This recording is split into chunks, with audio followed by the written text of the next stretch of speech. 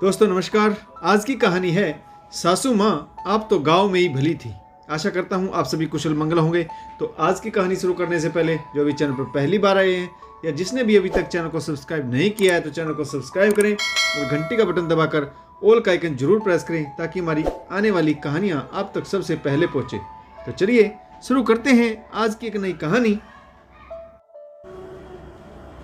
राशि अभी आधा घंटा पहले ही ऑफिस पहुंची थी और कल के सारे कामों का जायजा लेकर अपनी टीम को आज के टास्क समझा रही थी। तभी उसका फ़ोन बजा। उसने अपना फ़ोन उठाया ही था कि उधर से विशाल के चिल्लाने की आवाज़ आई, राशि जल्दी घर पहुंचो, मम्मी पापा अपना सामान पैक कर रहे हैं। तुम्हें कितनी बार कहा है कि उनका दिल मत दुखाया करो, लेकिन तुम्हारी अकल पर तो पत्थर पड़े। वह कह रहे थे कि अब कभी भी वापस इंदौर नहीं आएंगे। राशि ने घबराते हुए विशाल से कहा, सॉरी विशाल, मैं अभी निकलती हूँ, जल्दी जाओ। यह कहकर विशाल ने भी फ़ोन काट दिया। एक पल के लिए डर के मारे राशि की तो धड़कन ही रुक गई। अब घर जाकर उसे न जाने क्या क्या सुनना पड़ेगा। पिछले 4 सालों से यही सब सुनती आ रही हूँ। राशि एक पढ़ी लिखी लड़की थी, अपने ऑफिस में टीम लीडर भी थी। बेटी पलक के जन्म के बाद जब उसने दोबारा ऑफिस ज्वाइन करने की बात की तो विशाल ने अपने मम्मी पापा को गांव से शहर बुला लिया था। राशि के सास ससुर अपना सारा कारोबार समेटकर उनके पास इंदौर रहने के लिए आ गई।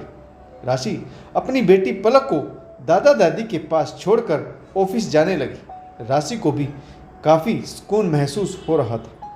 अब उसे अपनी बेटी के खाने पीने या सुरक्षा की कोई चिंता नहीं सताती थी। सास को थकान ना हो इसीलिए राशि सारा काम निपटा कर ऑफिस जाया करती थी और शाम को आकर भी वह वही सारा काम किया करती थी। राशि की सास को मेड रखना पसंद नहीं था, इसीलिए राशि ने अपनी सास की बात रखने के लिए मेड को भी हटा दिया था। फिर भी विशाल हमेशा ही अपनी मम्मी पापा के ही गुण गाता और राशि को सुनाता रहता कि उसके मम्मी पापा की वजह से ही घर और पलक दोनों अच्छे से संभल रहे हैं। राशि को बहुत दुख पहुंचता, परंतु वह कुछ नहीं कहती। सास भले ही कुछ काम नहीं करती थी, पर बेटे से मीठी मीठी बातें करके धीरे धीरे उन्होंने सारे घर पर अपना एकाधिकार जमा लिया। राशि के सजे सजाए घर में मीन मेख निकालकर हमेशा कुछ न कुछ बात पर बखेड़ा खड़ा करती ही रहती। घर का सारा बजट अब ससुर जी संभालते। सब्जी, फल, राशन जो सब पहले राशि लाती थी अब सास ससुर के हिसाब से आने लगा। राशि अपने आप से कुछ ले आती तो उसे फिजूल खर्ची का नाम दे दिया जाता।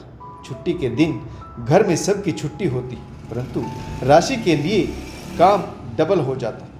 वह पलक को भी समय नहीं दे पाती, जिसकी वजह से पलक ने भी राशि के पास आना कम कर दिया था। वह दादी के रूम में ही बैठी रहती और वहीं पर खेलती रहती। सास भी पलक को अपने पास ही बिठाकर रखती ताकि उसे कोई काम ना करना पड़े। एक बार राशि ने पलक को अपने कमरे में ले जाकर उसके साथ कुछ समय बिताना चाहा तो इसी पर सासुमा ने हंगामा खड़ा कर दिया। झूठ मूठ के आंसू बहाते हुए ढोंग करने लगी कि राशि उन्हें उनकी पोती से दूर करना चाहती। इससे अच्छा तो हम गांव में ही वापस चले जाते हैं, फिर संभालना अपनी लड़की और घर को। विशाल ने भी अपनी मां की साइड ली और राशि से माफ़ी मंगवाई। विशाल और राशि पहले अपनी ज़िंदगी में बहुत खुश थे, आए दिन झगड़े रहते। विशाल के माँ बाप ने यह बात उसके दिमाग में अच्छी तरह से बिठा दी कि उनके रहने से ही घर है, वरना राशि को तो कुछ संभालना नहीं आता। इसके बाद जरा सी भी कुछ सास ससुर की मर्जी के खिलाफ होता तो वे तुरंत ही गांव जाने की धमकी देने लग जाते। विशाल को पलक को किस तरह से संभालेंगे इस बात का डर सताने लगता है और वह राशि से माफ़ी मंगवाता। इससे सास की हिम्मत और बढ़ जाती। वह रोज विशाल से राशि के बारे में झूठी शिकायतें करती रहती। राशि को हर बात को लेकर खरी खोटी सुनाती रहती। राशि को अपनी एक नौकरी के कारण घर, पति, बेटी और उसका आत्म सम्मान सब कुछ छूटता नजर आ रहा था। आज भी कुछ ऐसा ही हुआ था। राशि को उठने में जरा सी देर हो गई। उसने झाड़ू पोछा, बर्तन और कपड़े सभी कुछ निपटा दिया, परंतु खाना बनाने में देरी हो गई। सास से नाश्ता बनाने की गुजारिश की, खुद भूखे पेट ही ऑफिस पहुंच गई। बस सास ने इसी बात को लेकर आज फिर एक नया बखेड़ा खड़ा कर दिया। राशि को अब ध्यान आया कि वह भी भूखी है। विशाल के कहे शब्द अभी तक राशि के कानों में गूंज रहे थे। गुस्सा, डर, अपमान और ऊपर से भूख, इस सब से उसका सिर फटा जा रहा था। राशि ऑफिस में अपना सिर पकड़कर बैठ गई। बरबस ही उसकी नज़र अपने लैपटॉप के वॉलपेपर पर सेट उसकी और विशाल की प्यारी सी तस्वीर पर गई। उसे याद आया कि डिलीवरी के बाद पहली बार जब उसने ऑफिस ज्वाइन किया था तो विशाल ने ही इस तस्वीर को खींचा था और always be the side of my strong lady के कैप्शन से फेसबुक पर अपलोड कर दी थी। काम का ज़्यादा प्रेशर न लेने की और वक्त पर खाने की प्यार भरी हिदायतें देकर विशाल उसे ऑफिस छोड़ने आया था। उस वक्त लगा था कि राशि दुनिया की सबसे खुशनसीब लड़की है, जिसके एक हाथ में उसका खुशहाल परिवार है और दूसरे में कामयाब कैरियर। लेकिन जिन हाथों को थामे वह खुशियां समेटना चाहती थी, विशाल के उन्हीं हाथों की पकड़ अब उसे चुभन जैसी महसूस होने लगी थी। विशाल की कही हुई बातें राशि को बहुत चुभ रही थी। उसके दिल से आवाज़ आई, मेरी साइड तो छोड़ो, तुम तो मेरे इर्द गिर्द भी नहीं हो विशाल। यह सोचते हुए दिल की चुभन अनायास ही आंखों में आंसू बनकर छलक आई। फिर से फ़ोन की घंटी बजी तो उसे लगा जैसे उस फ़ोन को ही नीचे पटक दे मारे। लेकिन स्क्रीन पर सबसे करीबी सहेली अनुजा का नाम फ्लैश होते देख उसके चेहरे पर अपने आप ही मुस्कुराहट छा गई और वह बुदबुदाई, पता नहीं इस झल्ली सी लड़की को हर बात मेरा कैसे पता चल जाता है कि मैं उदास हूँ। सोचते हुए उसने कॉल रिसीव किया। अनुजा बोली, अरे मैडम, किस प्लेनेट पर रहती हो? कितने दिन हो गए, ना कोई कॉल ना कोई मैसेज। मुझे तो लगा तूने और विशाल ने चांद पर अपना आशियाना बना लिया। अरे भाई, ऊपर से कभी कभार हम गरीबों को भी देख लिया करो। सहेली की इन सब खनकती बातों से राशि को कुछ ठंडक मिली। राशि उदास होते हुए अनुजा से बोली, अभी तक तो धरती पर ही हूँ और परेशान भी। अनुजा ने रिप्लाई दिया, डोंट वरी मेरी सेनोरिटा, मैं अब आ गई हूँ, अब कोई परेशानी नहीं होगी। बोल क्या हुआ? राशि ने आज सुबह की सारी बातें अपनी सहेली को कह डाली। विशाल भी मेरा साथ नहीं देता। यह कहते हुए राशि की आवाज़ भारी हो गई। अनुजा ने शरारती अंदाज में कहा, Pushpa, I hate tears. Anuja की शरारती बातों से राशि खिंच गई और बोली, तुझसे तो बात करना ही बेकार है, चल बाय, मैं फ़ोन रखती हूँ।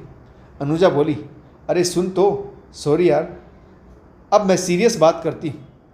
ऐसा है डियर, जिंदगी जीने के दो ही तरीके होते हैं, एक जो हो रहा है उसे होने दो, बर्दाश्त करके जाओ, या फिर जिम्मेदारी उठाओ उसे बदलने की। राशि समझ गई कि उसे क्या करना है।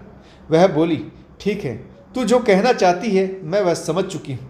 हम औरतों की ज़िंदगी बस अब आखिरी बार सहन कर रही हूँ। काश मैं ऐसा कर पाती, मैं ही बीत जाती और कभी कोई दर्द फैसला नहीं ले पाती। अनुजा ने कहा, राशि, ससुराल कोई जेल नहीं जहाँ पर हम डर डर कर जिए। एडजस्ट करने और अन्याय सहने में बहुत फ़र्क होता है।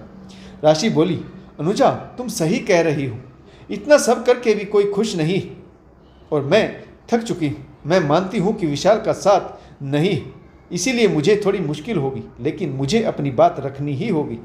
अनुजा ने कहा, बिल्कुल सही, तुझे अपनी बात की जिम्मेदारी खुद ही उठानी होगी ताकि आगे चलकर अपनी बेटी को भी आत्मसम्मान से जीना सिखा सको। चल, अब तू समझ चुकी है कि तुझे क्या करना है, किस रास्ते पर चलना है। तुझे अपने आत्मसम्मान की लड़ाई खुद ही लड़नी होगी। ऑफिस में बहुत ज़्यादा काम है, मैं तुझसे बाद में बात करती हूँ। यह कहते हुए अनुजा ने अपना फ़ोन काट दिया। राशि ने अपना सेलफोन टेबल पर रखा ही था कि फिर से वह बज उठा। राशि के बदले अंदाज से बेखबर विशाल गुर्राते हुए बोला, कहाँ तक पहुँची हो? कब से तुम्हें फ़ोन ट्राई कर रहा हूँ, जल्दी आओ और अभी ख़त्म करो यह मैटर, मुझे ऑफिस के लिए भी निकलना है। विशाल की बात सुनकर राशि ने शांत स्वर में कहा, सॉरी विशाल, इस वक्त मैं घर नहीं आ सकती, टीम के साथ एक इम्पोर्टेंट मीटिंग में हूँ। विशाल बोला, क्या मतलब है नहीं आ सकती? यहाँ मम्मी पापा जाने की जिद पकड़े बैठे, मैं उनका क्या करूँ? राशि ने कहा, उन्हें जाने दो विशाल, तुम ही तो कहते थे ना कि बड़े हैं और उनकी हर बात माननी चाहिए। विशाल चिल्लाकर बोला, क्या जाने दूं, होश में तो हो, और पलक को बिना इनके सहारे के तुम कैसे संभालोगी? राशि ने कहा, तुम नहीं विशाल, हम संभालेंगे। शायद तुम भूल रहे हो कि पलक की जिम्मेदारी उतनी ही तुम्हारी भी है जितनी कि मेरी। अगर माँ बाप जाते हैं तो आज के लिए ऑफिस से छुट्टी लेकर यह जिम्मेदारी तुम निभाओ। कल से क्या करना मैं खुद देखूंगी। गुस्से में आग बबूला होकर विशाल ने अब अपने पति हक वाला ब्रह्मास्त्र निकाला और वह बोला, बंद करो यह बकवास और चुपचाप घर आकर माफ़ी मांगो माँ से।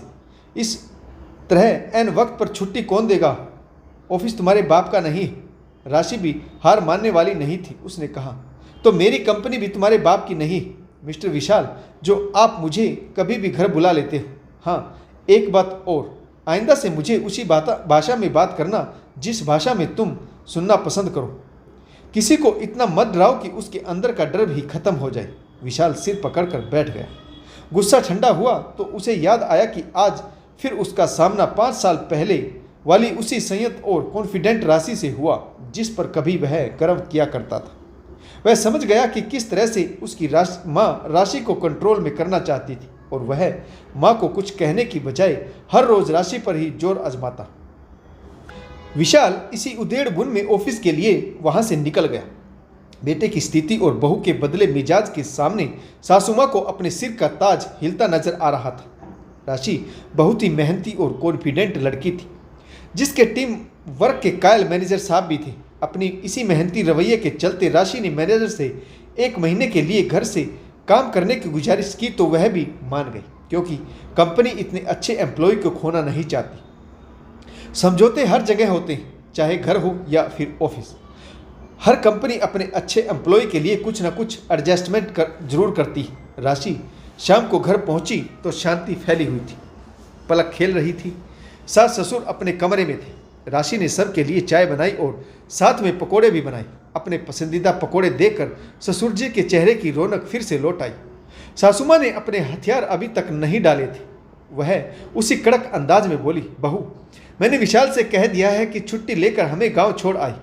अब बहुत हो गया यहाँ रहना, हमें अपने गांव जाना है। राशि ने चाय पकोड़ों का मजा लेते हुए कहा, आपको जाना है तो आप जा सकते हैं, जबरदस्ती रोक कर रखना मुझे भी अच्छा नहीं लगता।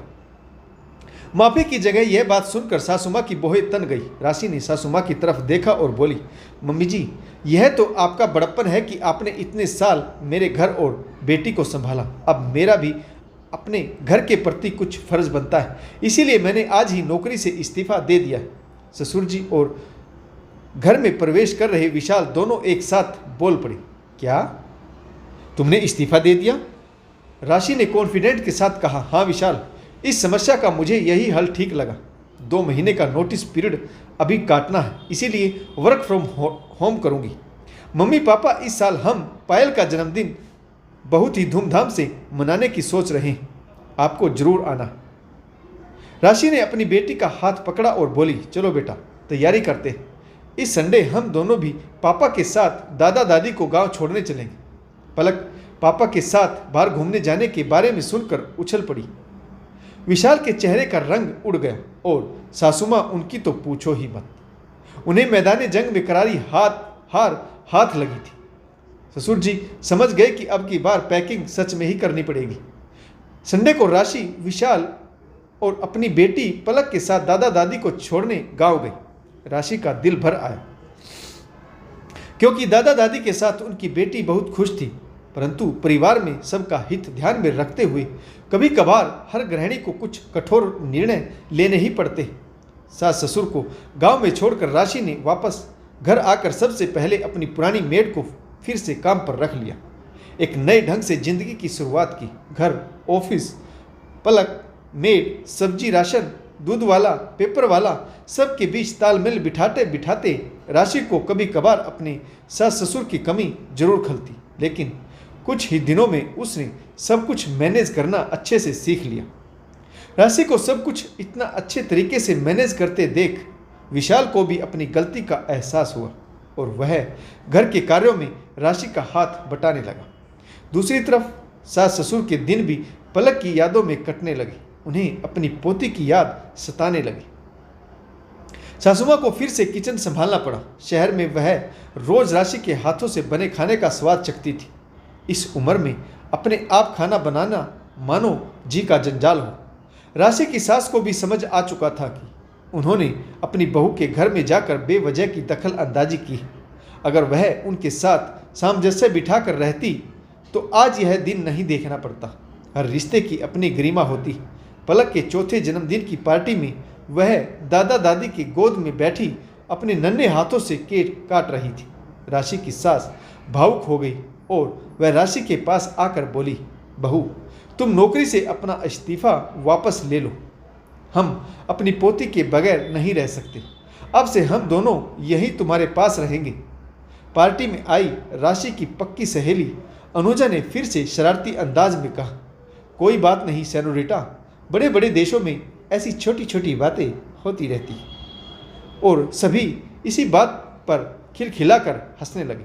तो दोस्तों, इस कहानी में आपको कौन सा किरदार अच्छा लगा कमेंट्स करके ज़रूर बताइएगा। तो कहानी पढ़ने के लिए आप सभी का बहुत बहुत धन्यवाद। और जिसने भी अभी तक चैनल को सब्सक्राइब नहीं किया है तो चैनल को सब्सक्राइब करें और ज़्यादा से ज़्यादा शेयर करें ताकि हमारा भी हौसला बढ़ता रहे और हम आपके लिए नई नई कहानियाँ लेकर आते रहें। तो आशा करता हूँ आपको यह कहानी ज़रूर पसंद आई होगी। कहानी पढ़ने के लिए एक बार फिर आप सभी का बहुत बहुत धन्यवाद। जय हिंद, वंदे मातरम, भारत माता की जय, जय जवान और जय किसान।